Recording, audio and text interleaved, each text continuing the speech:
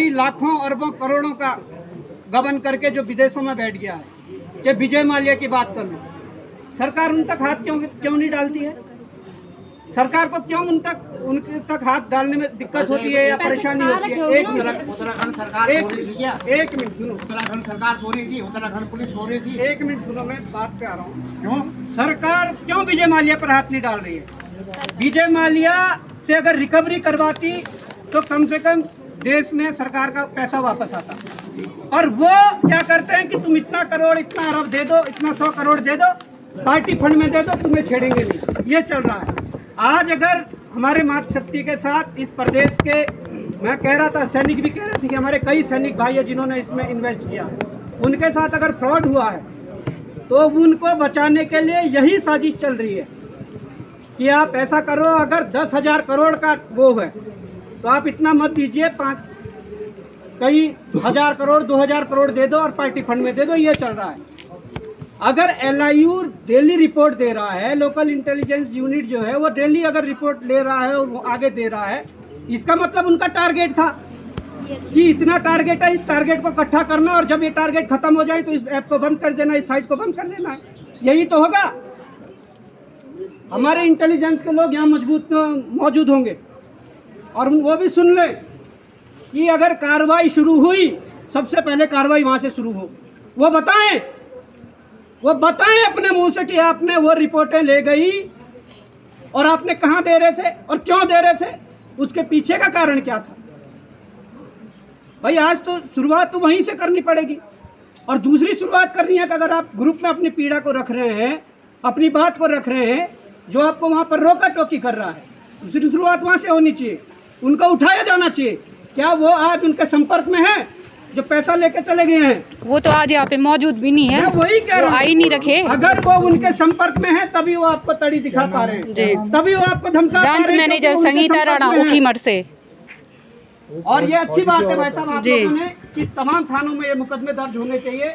और अगर ये मामला प्रशासन के संज्ञान में था, इंटेलिजेंस के माध्यम से रिपोर्टें जा रही थी, सारी चीजें हो रही थी, तो शुरुआत जांच की वहीं से होनी चाहिए। जिस व्यक्ति की ड्यूटी जिस जगह पर थी, अगर इस क्षेत्र में जो लोकल इंटेलिजेंस यूनिट वाला व्यक्ति था, जो रिपोर्टें ले जाता था, उससे पूछताछ होनी चाहिए कि क्यों ले जा रहा था और कहाँ वो रिपोर्ट दी जा रही थी।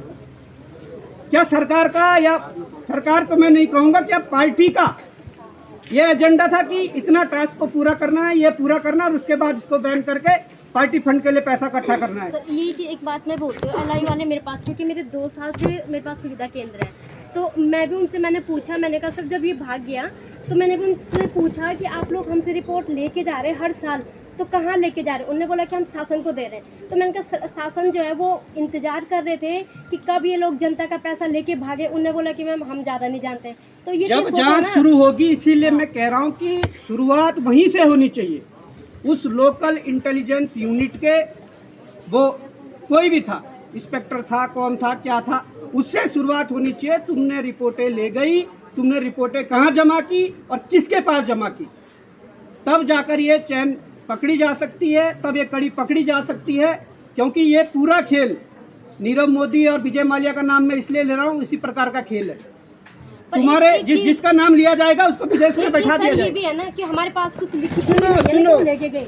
अरे जिसका नाम लेंगे ये कि उसके पास पैसा है, उसको भी विजय माल्या और नीरव मोदी की तरह विदेश बिठा दे जाओगे, सरकार हाथ खड़े कर देगी। अब सरकार की जवाबदेही इसलिए हो जाती है, मैं इस डॉक्यूमेंट को देख रहा था, वो कह रहे हैं कृषि मंत्रालय भारत सरकार द्वारा पंजीकृत। भाई जब तुम सरकार में रहकर इतना फ्रॉड करोगे, कई 1,000 करोड़ रुपयों का गबन कर जाओगे, तो सीधा सा मतलब है कि पार्टी फंड के लिए तुम्हें पाएगी। तो बड़ी गंभीरता इसमें है। अगर वास्तव में पूरा तंत्र प्रशासन का लगा हुआ था रिपोर्ट लेने से लेकर रिपोर्ट देने तक, तो निश्चित तौर पर इसमें जो मैं ऊपर डॉक्यूमेंट में देख रहा था कि कृषि मंत्रालय भारत सरकार द्वारा पंजीकृत, वो सब इन्वॉल्वमेंट है।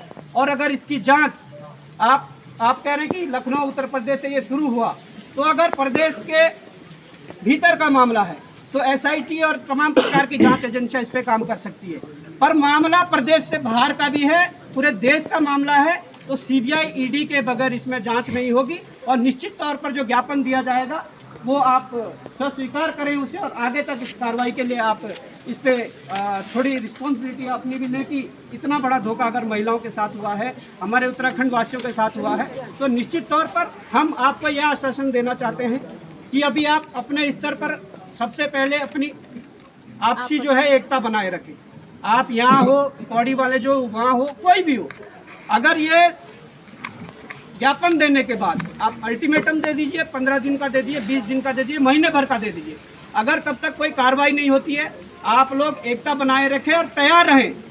देहरादून कूच करना पड़े देहरादून कूच करेंगे, दिल्ली जंतर मंतर कूच करना पड़े दिल्ली जंतर मंतर कूच करेंगे, परंतु आपस में अगर लड़ोगे तो निश्चित तौर पर ये लड़ाई नहीं लड़ी जा पाएगी और नहीं जीती जा पाएगी। इसलिए आपस में एकता रखो।